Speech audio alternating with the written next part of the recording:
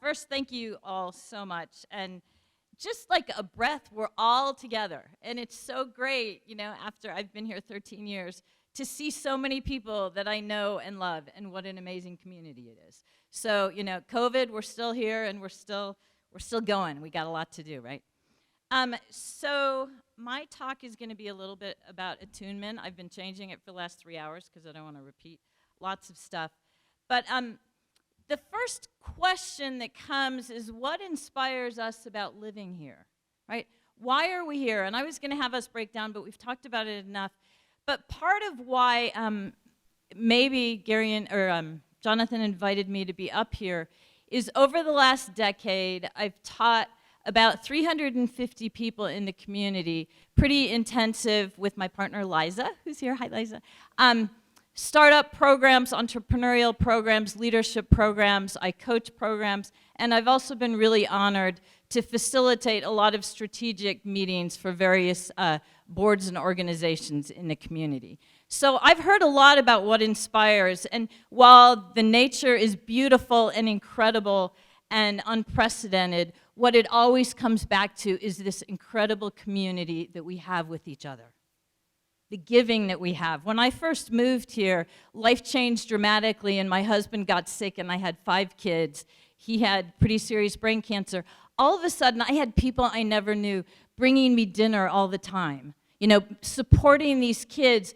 And we were like a month into living here. That's the kind of community that you don't find a lot of places, right? So let's talk a little bit about economy. And then I want to go back to touch on so many things that people have talked about here.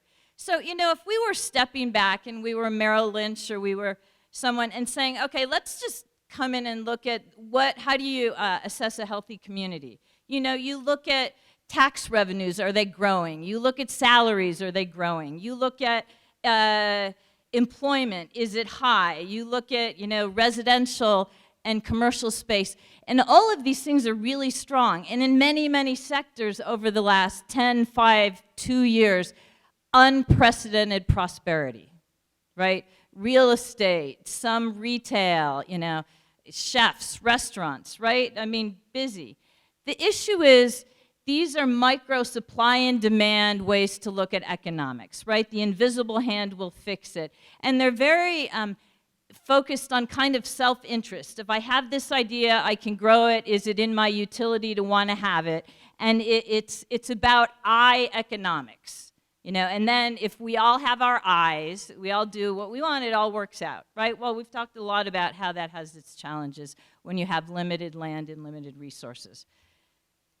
There's another way to look at it, and this is what I want to spend our time on, the more we economics. The ones that are harder, the community-based economics. The idea these days really started by the Mars Corporation that has deep roots here on the economics of mutuality. The people, planet, place type of thing.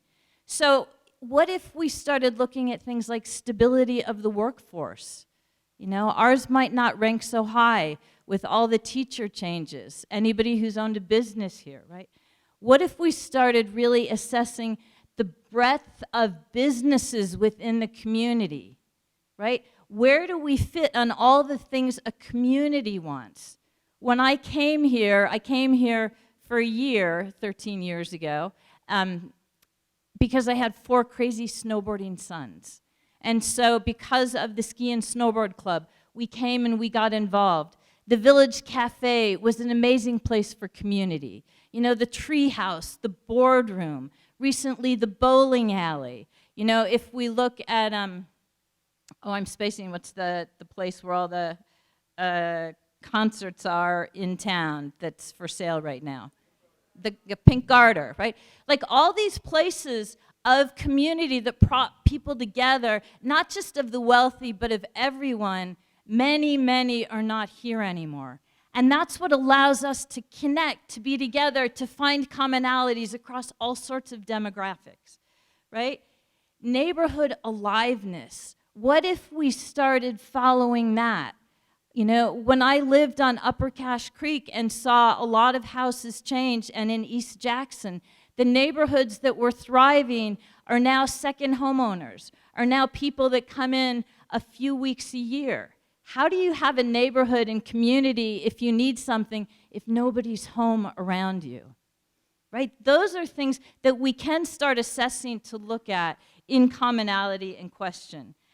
How do we really look at the balance of this income spread? From all the great things Jonathan has shown us, we know there's this great income gap, but can we start really looking at the nuances so that we bring in those middle-class jobs or we understand what's happening? And all of this, for sure, is undergirded by the huge housing issue that we have. These are the we economics, but the concern is we're all running so fast in our silos, as Ann Creswell and I were talking about over lunch, that we're trying to do all these initiatives to save housing, but we're not coming together in community to say, this is a deeper issue, right? So we don't need, potentially the hospital and the housing authority and the school system to all be doing their own things with the SPET ballot. Because what happens when we come together and say, how do we figure this out? How do we create that connection to actually have the kinds of conversations we need in this we economy? How do we find the benefits of mutuality? And I do want to talk about Snow King Arena just for a second here in looking at that coming together, because it was so important to me and my family when we came here. In 1990, there was not a Snow King Arena. And as Bob McLaren, tells it, John Valiente walked in one day and said, we really need an ice rink here. And we don't just need to rebuild the enclosure where all the kids come skiing. And I have an idea on how that could come together. So we have Snow King Resort and Manny, who did so much for the community. He could use this big arena in the summers for conventions. So there's a real private sector benefit. We could build an ice rink. Think of what this community would be if we didn't have the moose for many people in the winter, if we didn't have the thriving hockey program, if the ski and snowboard club didn't have an easy place for those 500 plus kids and their parents to come and maneuver and communicate. Another big void. But because we had private, public, and nonprofit coming together, we do have that. Joe Rice, over the last decade, put in so much effort with many other people to have the indoor soccer arena as well. These are places that take time. They're not easy. They're not I just thought about it in the morning and here's the private sector, let's go. But if we take the time to collaborate, to come together, to find those mutual solutions and the economics of mutuality, we can start to raise things up. Yes, there's some things that are a lot harder, but together, who do we want to be as a community?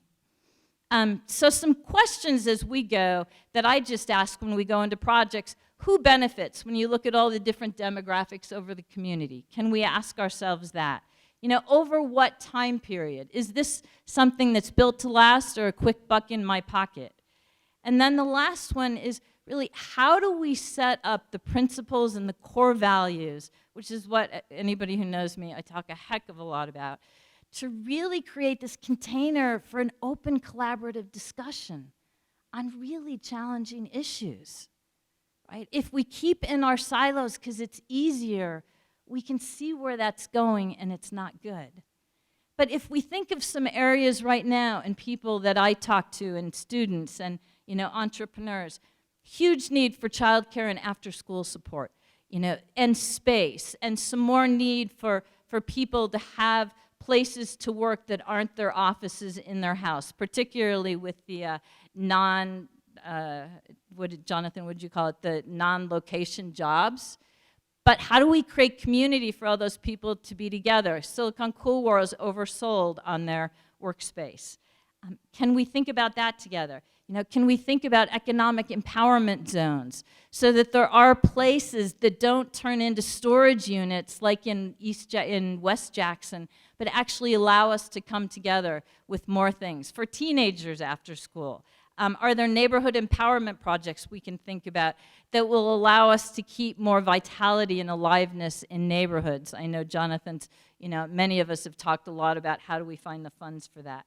Can we really create together tourist visiting principles like Chip had talked about on telling visitors how you need to act when you're here? Can we tell new folks, we don't have welcome wagons anymore. Well, what can we do to create that so that if you're new here, you don't just get to come in and do it, not just financially, but internally, here's who we are. This is what it takes to play here. This is the kind of connection. If you're only here for a month, you still have to play by our rules, whatever those rules are or principles are, but we need to be able to have the conversation. The whole idea is how do we soften the eye of economics and really pause for a minute and create the we of economics so that we can create the community that does have, some sacrifices, but those sacrifices are so worth continuing to create the community on what inspires us. Because my humorous story here is a couple days ago, I was standing on a dock between Milos and Santorini in Greece, and there's like 200 people. And I look up, and this guy has that shirt on. Now, I looked all around, and there were no other shirts like, promoting other places in the United States. So I went up and I talked to him. And he and his wife were Italian, and he said in his, great Italian accent, "Oh, we love Jackson Hole. The mountain is so great. We love coming." It's not going to go away, right? But we have the opportunity with all of the amazing brain power and heart power right here to say, what are the values that we all want to live in together to really create an economy and an environment and a culture that works? And my closing story is a Bible story, which is even funnier for people who know me well. I don't think I've ever told a Bible story before. But I was thinking about the story of, when all the people had been near the Sea of Galilee and Jesus had been preaching all day and looked around and everybody was hungry and he realized there was no food. Now, an interpretation, I think it's in John or Luke, but I'm not sure, is that he took 5 loaves of bread and some fish and allowed, everyone to feast. A different interpretation, if you go more deeply into the original ancient Hebrew or Aramaic, is he asked everybody to look in their pockets. And when they all looked in their pockets, he said, if we put everything we have in our pockets down on a table together, that is the miracle, because together we will have this incredible feast. That's why I stayed in Jackson, in the Tetons. I recently did move to Victor, so I have to expand that container. But that's the magic here, that we do give to each other, that we did find that economics of mutuality. And I think if we can put aside, the I-ness to remember and pause in all of these projects, we can have the hope and the inspiration of everything we talked about earlier today. Thank you so much.